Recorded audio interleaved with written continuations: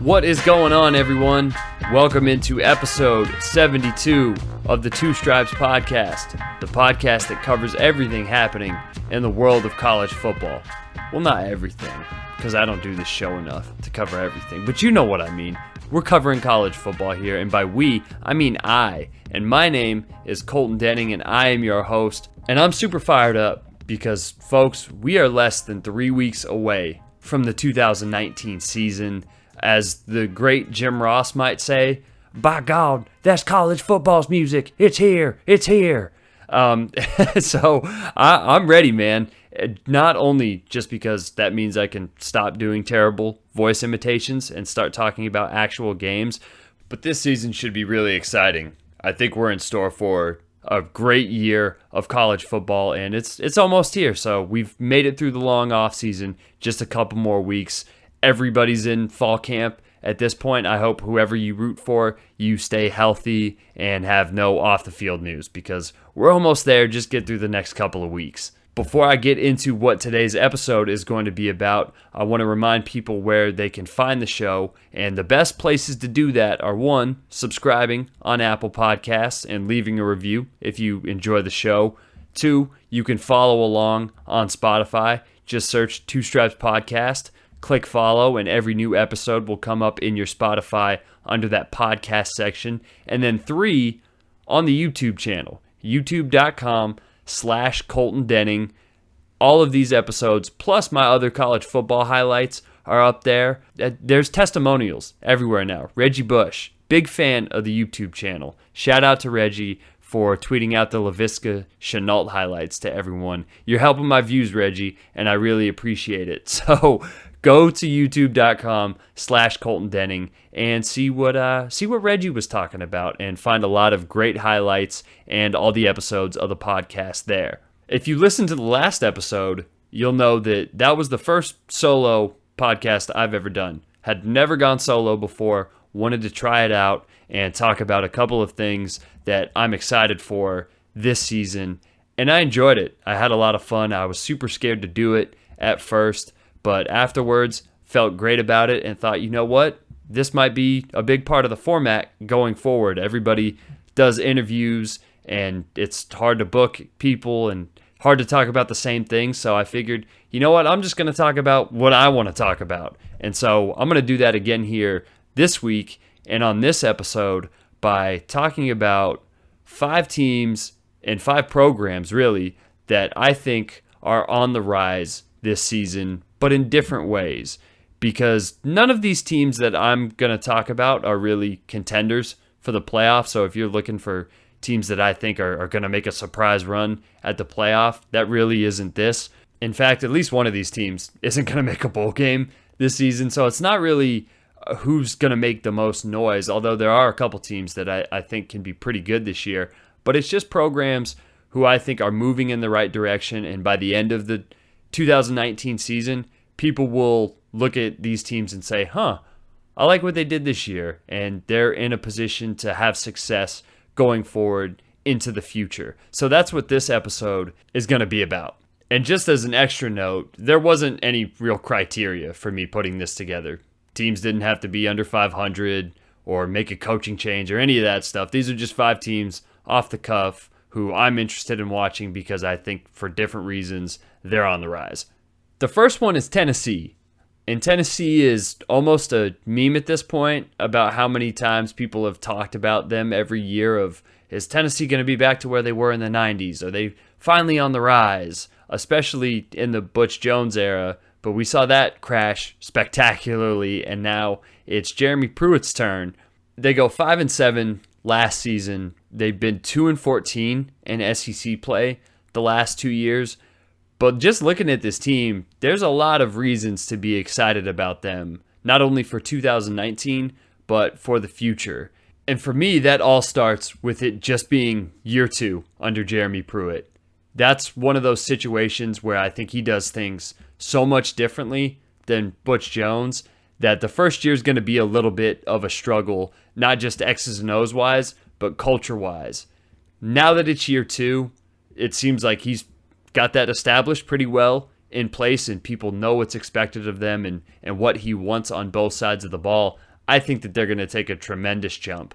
And it only helps that they have so much production returning on both sides of the ball. You look offensively, Jarrett Guarantano at quarterback is back. There's a ton of skill position players that got meaningful reps last season that are in those same roles this year. And then defensively, they have a lot of dudes coming back. And for them, Pruitt has been known as, a defensive mastermind for so long, and that's his expertise. And he has such a good history of fielding successful defenses at a high level that I expect a sizable improvement on the way that their defense plays from last season, especially with so much coming back in the linebacker core and the secondary. They're going to be much better this year. I don't know if that'll be top 30 good or top 20 good, but they're going to take a huge step up, I think, with what they do defensively, not just from a talent perspective, but from just knowing what they want to do in year 2 under his system. Offensively, they plucked Jim Chaney away from Georgia to be the new offensive coordinator. He fits more in line with Pruitt's identity for that offense, and he has a proven track record of helping quarterbacks, and he's going to get the chance to do that here in helping Jarrett Guarantano take the next step. He's a kid who, in SEC play last year, averaged almost 7.5 yards per attempt, which isn't phenomenal, but it's not bad by any stretch. And he also had a 9-3 touchdown to interception ratio in SEC play, so there's some tools to work with there. He got knocked out of 4 games last season, so he's going to need some better protection, and I don't know how much Chaney's going to be able to scheme around the offensive line if they don't take another step forward. But I think Guarantano is one of the more underrated quarterbacks in college football, and if he's going to have a big year, I think a lot of that is going to do with Chaney being able to unlock whatever that next step with him and the offense is. And like I said, he's got a track record of doing that and helping quarterbacks. So that's a big reason why I think Tennessee is going to take a step forward, is because people are going to start hearing about Jarrett Guarantano and seeing just how good he can be if the pieces around him are put into more advantageous positions to succeed. If you're looking for a reason why I might be completely wrong about them and why they won't be on the rise this year, it's because of the schedule, which is just like everybody else in the SEC. It's pretty brutal. They have a 5-week stretch from September 21st to October 19th where they play at Florida, versus Georgia, versus Mississippi State, at Alabama. If they're able to make it out of that in just one piece and can get to a bowl game, then I think it's going to be a pretty successful year for them. And then you start talking about in year 3, okay, how much ground have they made up in recruiting against Florida and Georgia? What type of production do they have coming back for 2020? Then you start to get to see what Jeremy Pruitt's overall vision for them is. But I think right now it's a pretty good one, and Tennessee isn't going to be a team that's going to challenge to even win the SEC East, but they're going to be much better than they were last season. You typically see teams under a new head coach take a big jump in year 2. They're a prime candidate for it. And at the end of the season, I think a lot of people are going to be talking about what a good job Pruitt and his staff did with this team in year 2 and how set up they are for success going forward. Another team with a second-year head coach in the SEC who I think is on the rise is Arkansas. I got to keep it 100 with y'all. I love the Hogs. I love that fan base. I love when Arkansas is good. I don't know why, but it just pained me to see them be so bad last season. Like when they got duped on the fake fair catch on the punt return by North Texas, it just cut me deep into my soul. But I think that they're going to be much better this season. Really, honestly, it can't get much worse. But year 2, after moving from Brett Bielema's offensive schemes into what Chad Morris wants to do, which is basically the definition of a coaching 180 on offense between those two schemes. Now that they're in year 2 of that, they're going to be so much better, even if the record doesn't necessarily reflect it, even if they only win 4 games. They're just going to be positioned for success so much better under Morris that I think that it's worth watching them this season to see what steps they take. Morris brought in a couple of transfer quarterbacks in former A&M quarterback Nick Starkel, who played some pretty meaningful games there, and then a guy that he coached at SMU in Ben Hickson, who he had success with, who's probably going to win the starting job there. He knows the system, knows what Morris wants, has a feel for everything about that. And I think that maybe he's not an SEC caliber guy to play at a super top level, but just being able to get them into the right sets and know what they're doing goes a long way. And Hicks is going to be able to do that, which is saying a lot more than what they had last season. They're the most long-term play out of any of the teams I'm talking about on this list. One, because they play in the SEC West, and even though they're going to be improved, they're still going to get stomped by Bama and by A&M and by LSU. It's just a meat grinder of a division. So that sucks, but those are necessary lumps that they're going to take. But that also means they're going to play a lot of young guys again. And a lot of those guys are pretty talented. They just signed the 23rd ranked class per the 24/7 Sports Composite in 2019. Of course, with Chad Morris being a legendary Texas high school football coach and also having time at SMU, he's got those connections, especially at skill position, receiver-wise.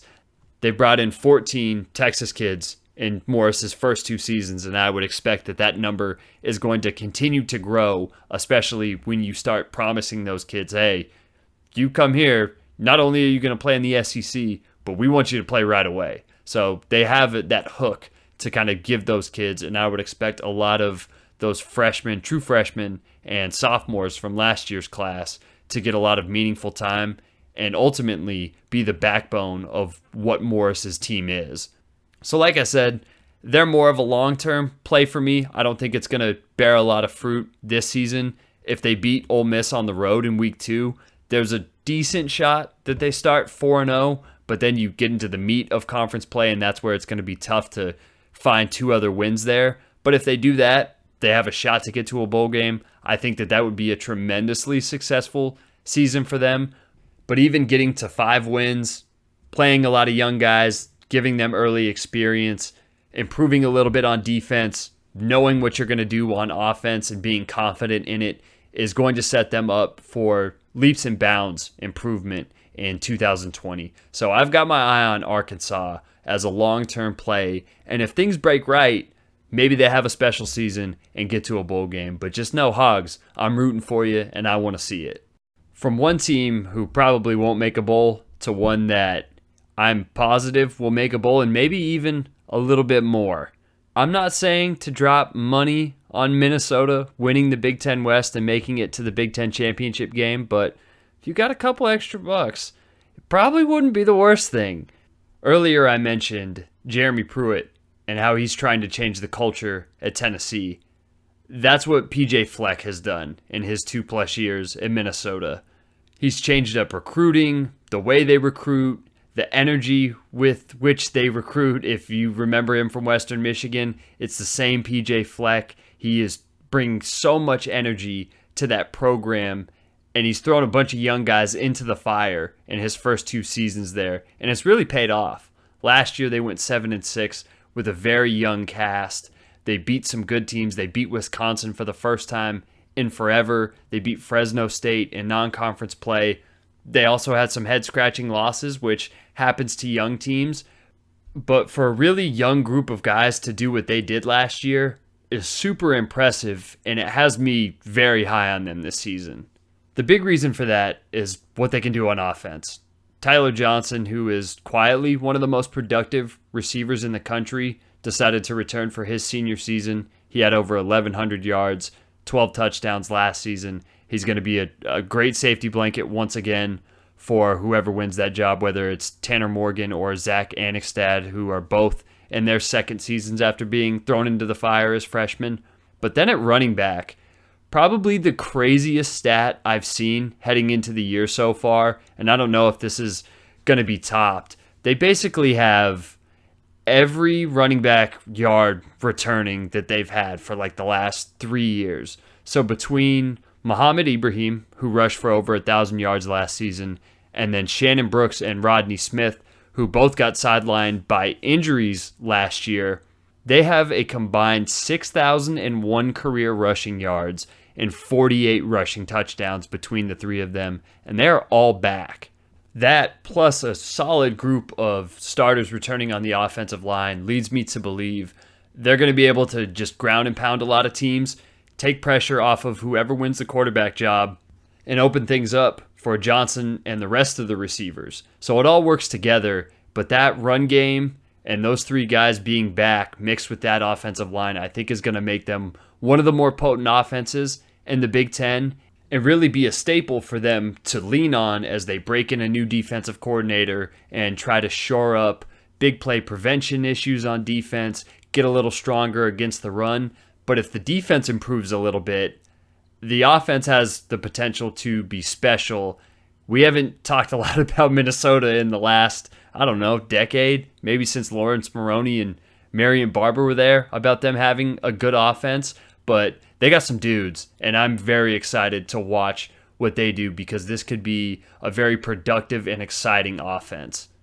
The schedule also is fun in a weird way because the non-con is tough because it's South Dakota State. I've been a big proponent on never playing option teams in non-conference and never play South Dakota State. Like, why would you even do that? So I hope Fleck has them ready for that. South Dakota State always going to pounce on a Power 5 team. Hopefully it's not Minnesota this year. They also finish the back end of the home and home with Fresno State. They saw just how good those guys could be last season. And then finally, Georgia Southern, option team. What are you going to do? South Dakota State and an option team. I hate to see it. Hopefully Minnesota can make it out of that non-conference 3-0. Either way, those are all going to be great tests for them heading into a Big Ten schedule where they don't play Ohio State, they don't play Michigan, they don't play Michigan State. They get Wisconsin and Penn State at home, and in my eyes, that schedule paired up with what they have returning production-wise, being in year 3 of Fleck's system and just the natural energy that he's bringing to them, they're legitimate contenders to win the West and get to the Big Ten championship game. I think that would be a great story, and I'm a big believer on where Fleck has them headed. So Minnesota's definitely on the rise in every sense of the word. The next program I'm going to talk about isn't really that. I don't even think they should count on my own list because they've won double-digit games 3 out of the last 4 seasons, but that's Oklahoma State. They were one of the more underwhelming teams in the country last year. They go 7-6, get over 500 thanks to the bowl win, but I feel like they're being extremely undervalued this season, and there's only one reason I wanted to talk about them today and why I think they are on the rise again in 2019, and that is a pissed off Mike Gundy is always a good thing.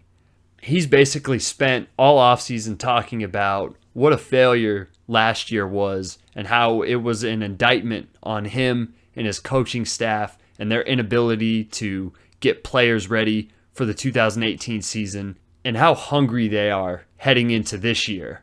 A couple of things that stand out about them this year is that they have a quarterback battle to settle, whether it's going to be a Hawaii transfer in Drew Brown or Spencer Sanders, a young kid who fans were calling for last year, remains to be seen. But Gundy's had so much success with quarterbacks over the years that it's hard to believe that either one of those guys will just straight up not be good. Either one is going to come in there and be able to put up at least decent numbers, and they're going to do it under a very creative new offensive coordinator in Sean Gleason, who comes from Princeton. If you've read anything about him or seen how his offenses work, he's very creative. He seems like one of the more up-and-coming, brighter offensive minds in the game. He was well sought after. Gundy has always had a great eye for that and brought him in. I think that that's going to be a pairing that ends up being pretty special for him, and they do some fun things on offense. Gundy's always been great about tweaking that offense just a little bit, adding some more wrinkles, and always staying ahead of the curve when it comes to innovation. I don't think this will be any different. So I would expect their offense to be very good, especially with Tylan Wallace, one of the best receivers in the country, again, at their disposal. So being more productive and consistent on offense shouldn't be a problem for them. Their big question this year is going to be whether they can plug in some new guys along the defensive front and just how good those players are going to be and how fast it takes them to get acclimated to playing in a conference where there's going to be a lot of points scored. They already have an experienced linebacker group, an experienced secondary group. So if the new guys up front can give them any sort of stability, that opens up a wave of potential for their defense. I think traditionally Oklahoma State's defense has been good when they're able to cause havoc and be able to turn teams over.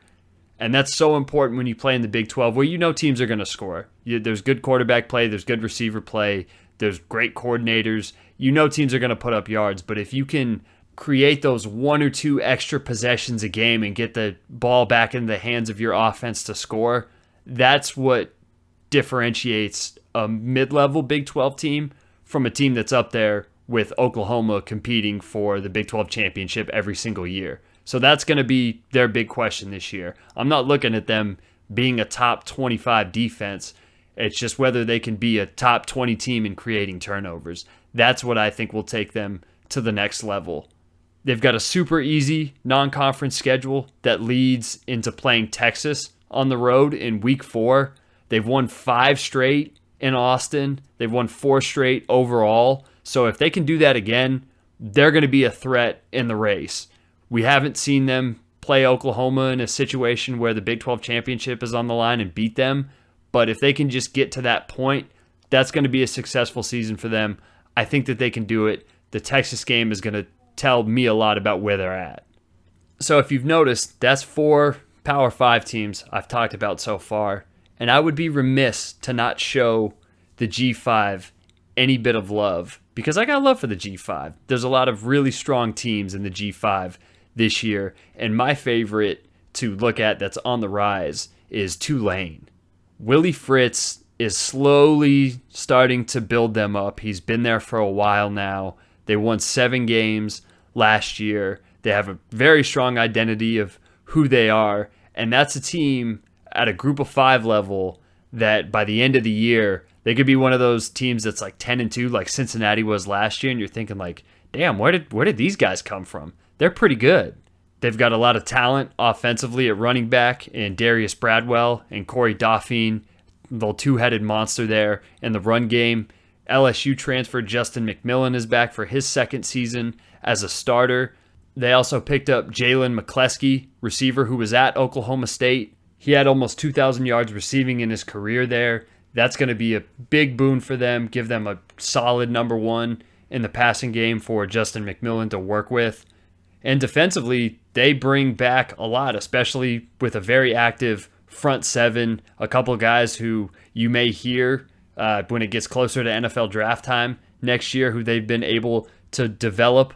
So just from a player personnel standpoint, they've improved by leaps and bounds the last couple of seasons. And this is the year where you've got the quarterback, you've got your offensive skill positions, and you have a front 7 in a league that is tough. It's got UCF, it's got Cincinnati, has Memphis, Houston, and a lot of other good teams. But I don't think any of them, except for maybe UCF, are just clearly head and shoulders above the middle of the pack. And Tulane is that team that is in that pack that I think could make the jump up this season. They also get UCF at home on Senior Day. I'm not saying it's going to happen, but I think by the end of the season, this will be a well-oiled machine on offense. You'll have some strong defensive play, and that would be a very strong end to the season and would kind of put them on the radar in a lot of people's minds. Like I said, if you're looking for a G5 team to make the leap, they're it this year. They're the one to watch out for. They've got a lot of strong players. They have some NFL-type talent on defense and a head coach in Willie Fritz who has a strong identity and has that culture pretty firmly in place. So that's it. That's my list of 5 teams who I think are on the rise, albeit for different reasons this season, but teams that I am keeping my eye on who I think by the end of the year, I'll look back and say, all right, this team really improved from the start of the year, and they are destined for greater things as we move forward into the next couple of seasons.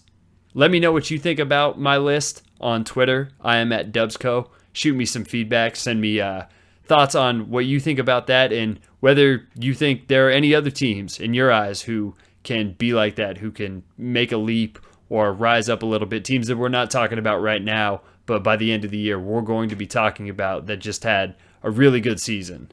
Also, be sure to follow along with the show on Apple Podcasts. Subscribe there, leave a review, leave me some feedback about how I can make this show better, and follow along on Spotify. Just go to Spotify, search Two Stripes Podcast, and follow along there, and every new episode I drop will pop up right there in that podcast section. And then finally, youtube.com/Colton Denning. You can listen to the show there, but more importantly, you can find all of my college football highlights. I say it every show, but I can't stress it enough. There is some good shit that you will love on my channel, whether it's Ed Reed highlights, Santana Moss, Jamal Charles, Eric Berry, Ryan Shazier, AJ Hawk, Frank Gore, Andre Johnson. The list goes on and on. youtube.com/Colton Denning. I promise you will like it. Not only will you find the show, but all of those great highlights and a lot of fun highlights from players who are current today that I'm going to pop up as soon as the season gets to going. So youtube.com/Colton Denning. That's it from me today. I hope y'all enjoyed the show, and I hope that you stick around for the rest of the episodes I drop here on the Two Stripes podcast. And I hope that you're having a wonderful midweek as we get closer to the 2019 college football season. But until next time, my name is Colton Denning, and this is the Two Stripes podcast.